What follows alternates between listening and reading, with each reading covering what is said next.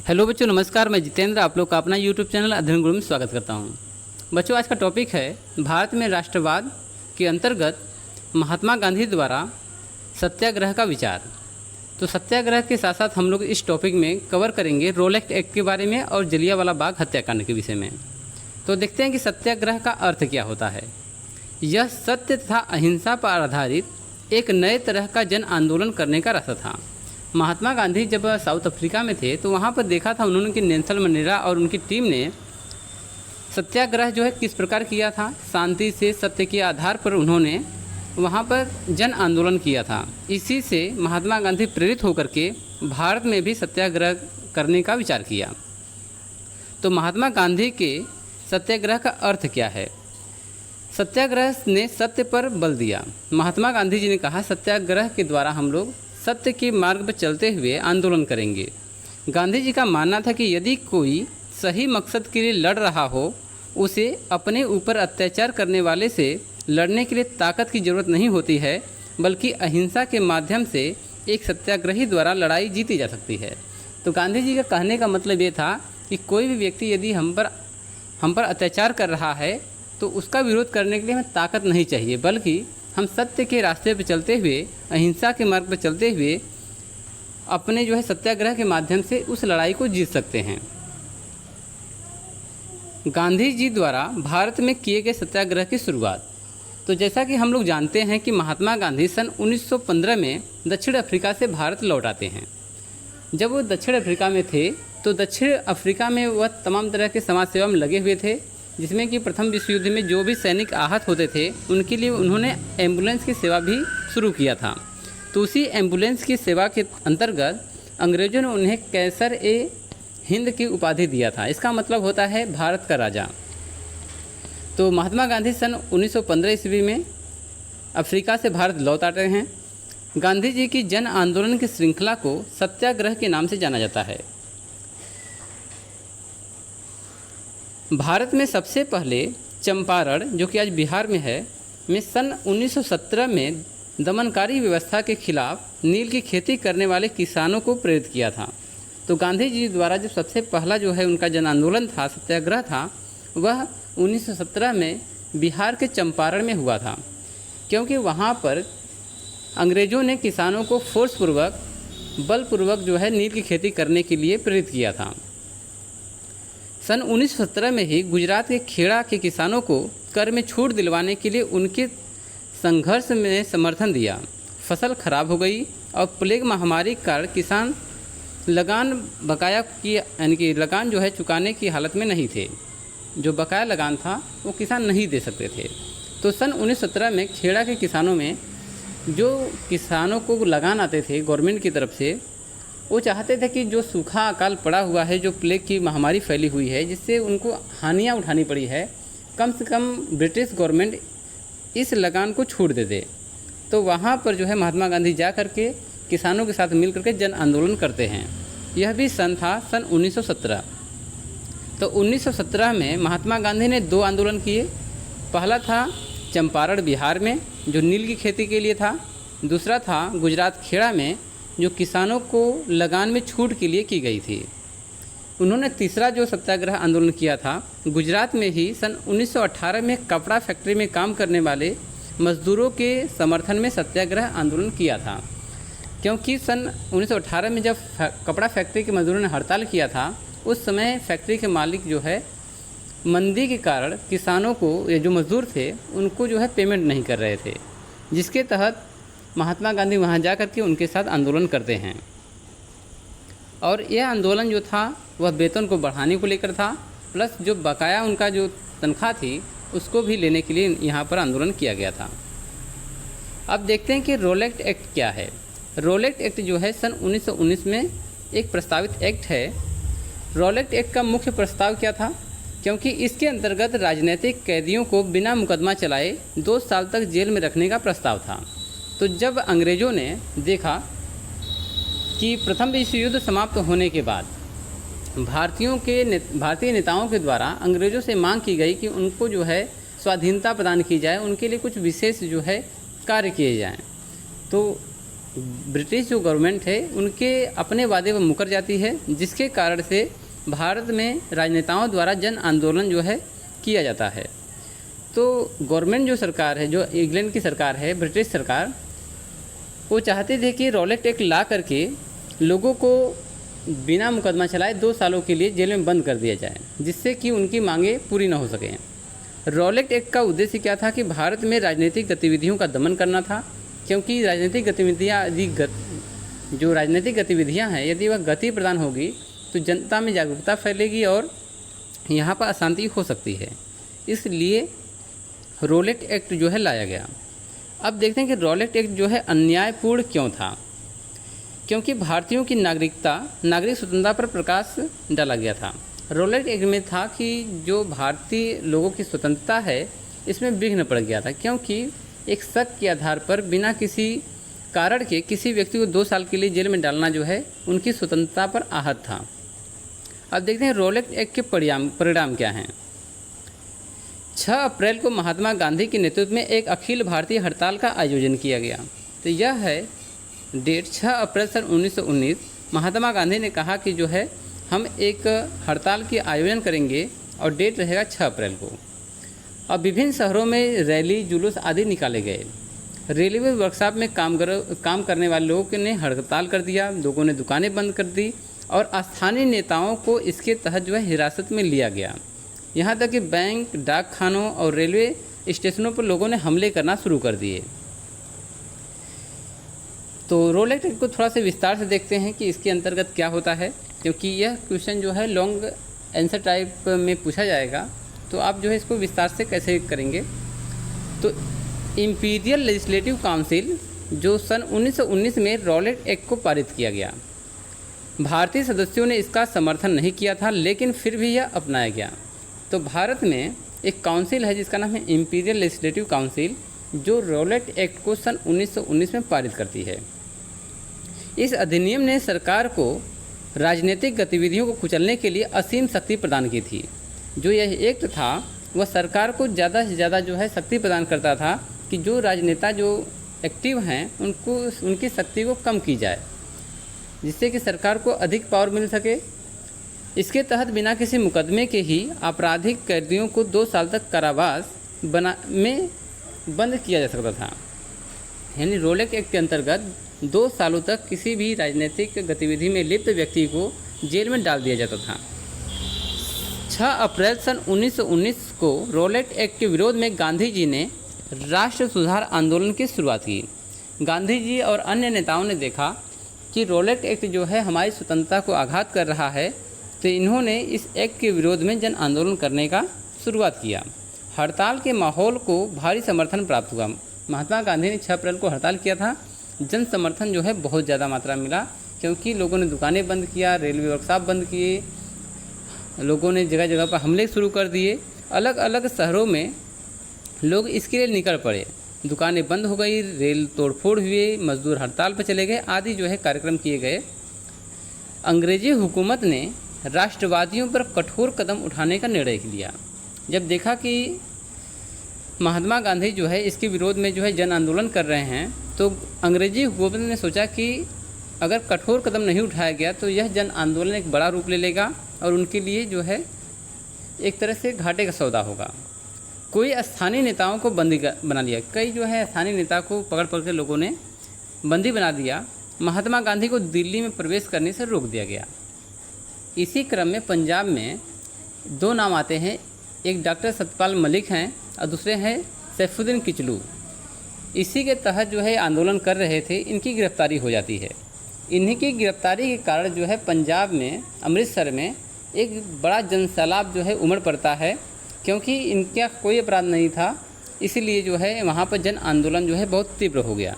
इसी क्रम में जलियांवाला बाग हत्याकांड होता है। 10 अप्रैल यानी 6 अप्रैल को महात्मा गांधी ने हड़ताल की घोषणा किया था। उसके 4 दिन के बाद 10 अप्रैल सन 1919 को अमृतसर में पुलिस ने गोलीबारी की, जिसके कारण लोगों ने जगह जगह पर सरकारी कर्मचारियों पर हमले करना शुरू कर दिया। अमृतसर में मार्शल लॉ लागू हो गया। अमृतसर में जो है मार्शल लॉ लागू किया गया, यानी कि कर्फ्यू टाइप का होता है। और इसकी कमान जनरल डायर के हाथों में सौंप दी जाती है।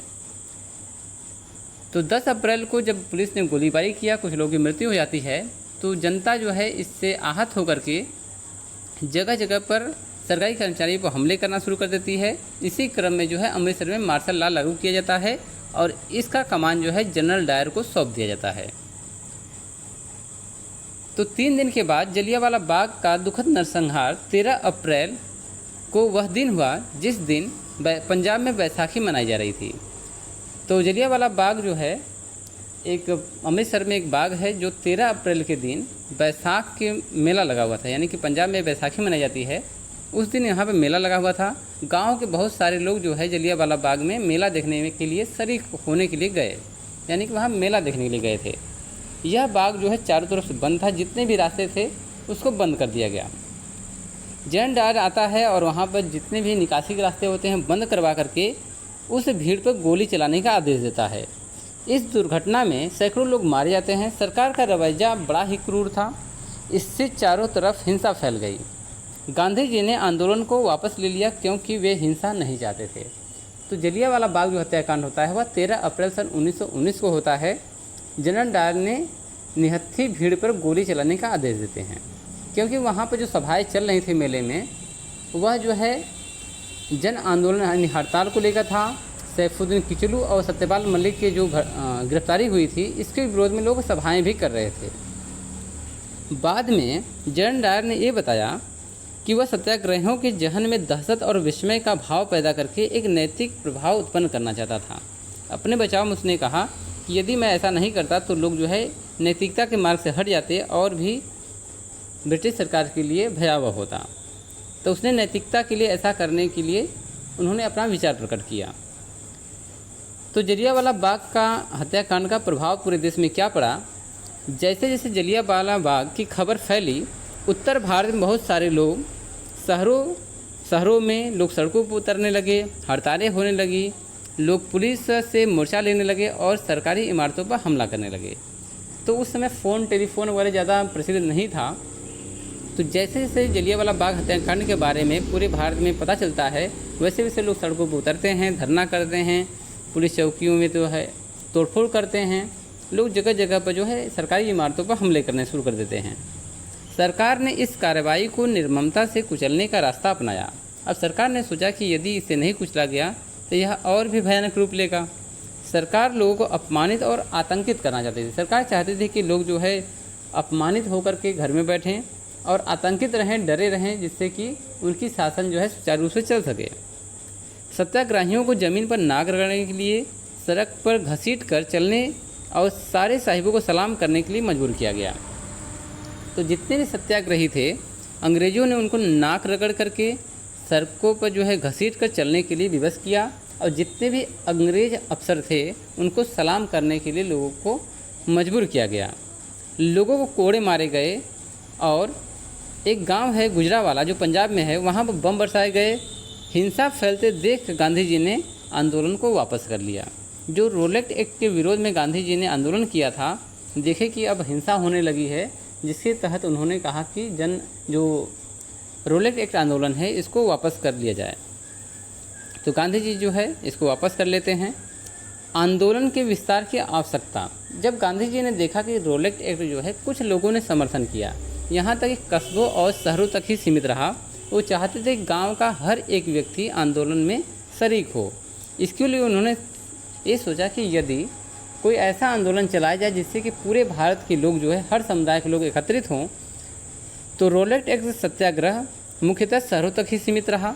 गांधी जी को लगा कि भारत में आंदोलन का विस्तार होना चाहिए। उनका मानना था कि ऐसा तभी हो सकता है जब हिंदू और मुस्लिम एक मंच पर आ जाएं। भले ही रोलेट एक्ट सत्याग्रह एक बहुत बड़ा आंदोलन था, लेकिन अभी भी वह मुख्य रूप से शहरों और कस्बों तक ही सीमित रहा। महात्मा गांधी पूरे भारत में और भी ज़्यादा जनाधार वाला आंदोलन खड़ा करना चाहते थे, लेकिन उनका मानना था कि हिंदू और मुसलमान एक दूसरे के नज़दीक नहीं आएंगे तो यह आंदोलन जो है सक्सेस नहीं हो सकता है। उन्हें लगता था कि खिलाफत का मुद्दा उठाकर वे दोनों समुदायों को नज़दीक ला सकते हैं। गांधी जी सोचे कि यदि मुस्लिम जो है हमारे लिए, यदि कांग्रेस के लिए हमारा जनसमर्थन नहीं कर रहे हैं, तो ऐसा करते हैं कि खिलाफत का जो है मुद्दा जो उठ रहा है, इसमें यदि हम सहायता करेंगे तो मुसलमान भाई भी हमारी सहायता करेंगे। अब यहाँ पर खिलाफत क्या है, तो पहले जो है विश्व युद्ध में जो सन 1914 से 18 के बीच में लड़ा गया था, ऑटोमन तुर्की के हार हो चुकी थी, क्योंकि तुर्की में ऑटोमन साम्राज्य था। इस आशय की हवाएं फैल गई कि इस्लामिक विश्व के आध्यात्मिक नेता यानी खलीफा ऑटोमन सम्राट पर एक बहुत सख्त संधि थोपी गई है, यानी थोपी जाएगी। तो ओटमन साम्राज्य में जो खलीफा थे, जो मुसलमानों के आध्यात्मिक नेता थे, उनकी हार हो गई थी, अंग्रेज़ों का वहाँ शासन हो गया था। तो यह अफवाह उड़ी थी कि अंग्रेज़ जो है उन पर संधि के लिए बहुत सारी जो है चीज़ें थोपेंगे। खलीफा की तात्कालिक शक्तियों की रक्षा के लिए मार्च सन 1919 में, मार्च का महीना है, 1919 में बम्बई में एक खिलाफत समिति का गठन किया गया।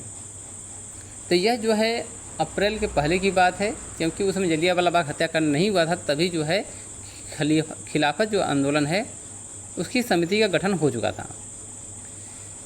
तो मोहम्मद अली और शौकत अली, दो नाम हैं, मोहम्मद अली और शौकत अली बंधुओं के साथ साथ कई युवा मुस्लिम नेताओं ने इस मुद्दे पर संयुक्त जन कार्रवाई की संभावना तलाशने के लिए महात्मा गांधी के साथ चर्चा शुरू कर दी।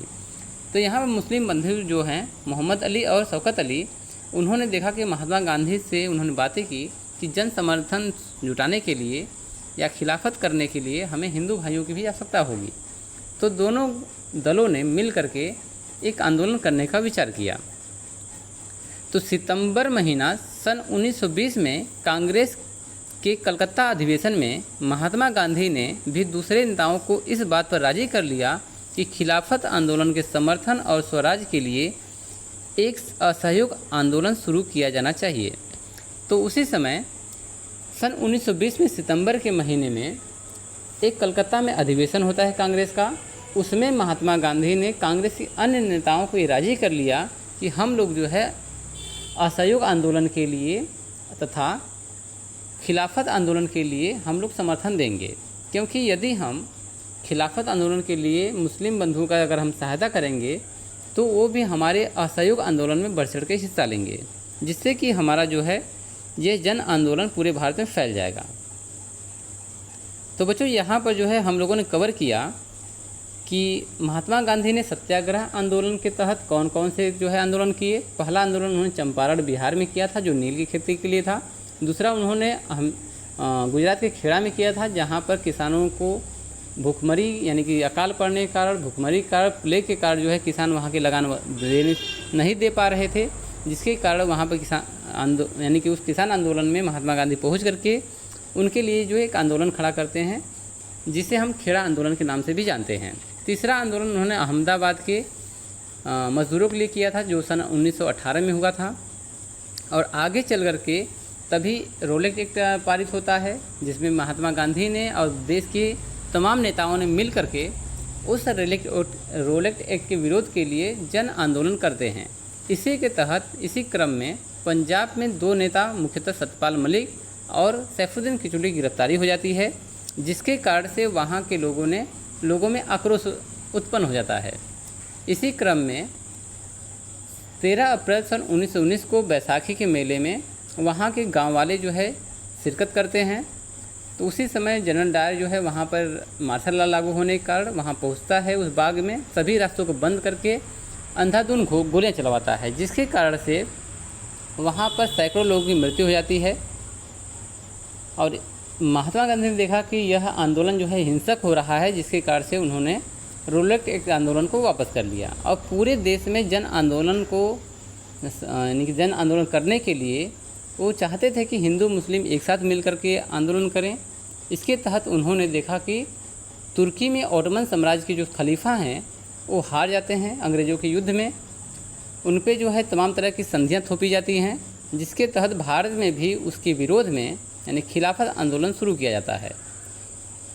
इसमें जो है दो मुस्लिम बंधुओं ने मिल करके एक खिलाफत समिति का गठन किया, जिसमें जो है महात्मा गांधी ने और उन दोनों मुस्लिम बंधुओं ने, जिनका नाम है मोहम्मद अली और शौकत अली, ये दोनों जो है महात्मा गांधी से मिल करके खिलाफत आंदोलन की ओर जो है अग्रसर होते हैं।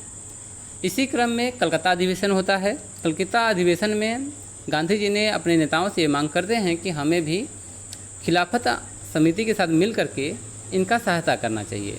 तो कलकत्ता अधिवेशन में गांधी जी ने अन्य नेताओं को मना लेते हैं और इसी क्रम में असहयोग आंदोलन शुरू होता है और असहयोग आंदोलन में जो मुस्लिम बंधु हैं उन्होंने भी असहयोग आंदोलन में बढ़ चढ़ के भाग लिया था।